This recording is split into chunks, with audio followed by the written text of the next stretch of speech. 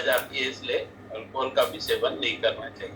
और कुछ यहाँ पर दिया है कि जो ब्लड शुगर इनबैलेंस हो जाता है, कैल्शियम डिफिशियंसी के कारण मैग्नीशियम भी जो है वो, जिसमें ग्लूकोजामाइन रहता है, वो भी कम होना शुरू हो जाता है। डाइजेशन हमारा डिस्टर्ब हो जाता है, डिसऑर्डर हो जाता है। उसी प्रकार से हमारा फैट में जो रहता है, कोलेस्ट्रॉल की डिफिशियंसी बढ़ जाती है और फैट के परसेंटेज बढ़ जाता है। उसी के साथ में मैंने रिलेशन में बताया था कि कैल्शियम के साथ में विटामिन डी जरूरी है। चलिए अब देखते हैं कि विटामिन डी क्यों जरूरी है। उसके 5 रीजन यहाँ पर, वैसे तो बहुत सारे रीजन हैं, लेकिन मुख्य जो 5 रीजन बताया कि क्यों विटामिन डी हमारे शरीर के लिए इम्पोर्टेंट है। सबसे सर्वप्रथम पहला रीजन है कि ये हमारे कैल्शियम और फास्फोरस के लेवल को, जो हमारे ब्लड में रहता है, वो स्ट्रॉन्ग बनाता है और हमारे बोन्स को शक्तिशाली बनाने में ये सहायक करता है।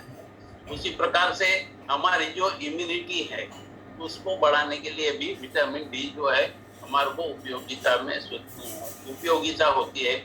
जो जैसे कॉमन कोल्ड हो गया, सर्दी खांसी हो गया, फ्लू हो गया, इन बीमारियों से बचने के लिए हमारे को इम्यूनिटी को बूस्ट करने के लिए विटामिन डी की भी जरूरत होती है।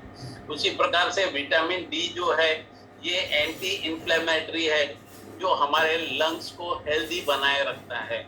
उसी प्रकार से विटामिन डी हमारे हाई ब्लड प्रेशर को रिड्यूस करने में, यानी उसको मेंटेन करने के लिए भी ये बहुत ही उपयोगी है। तो इसलिए जिस प्रकार से कैल्शियम एक मिनरल है, तो विटामिन के रूप में विटामिन डी जो है वो हमारे शरीर को आवश्यक है।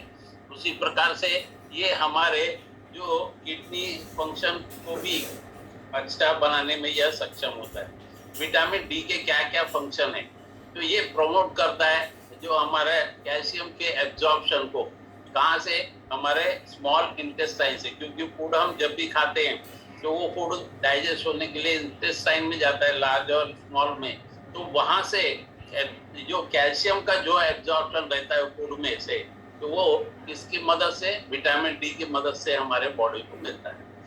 उसी इस प्रकार से हमारा ब्लड लेवल जो है वो, जिसमें कैल्शियम और फॉस्फेट जो रहता है, जो बोन फॉर्मेशन के काम में आता है, मिनरलाइजेशन के काम में आता है, ग्रोथ के काम में आता है, और किसी प्रकार का अगर ब्रेक डाउन हुआ तो उसको रिपेयर करने के काम में आता है। इसलिए विटामिन डी भी बहुत ही महत्वपूर्ण रोल अदा करता है। उसी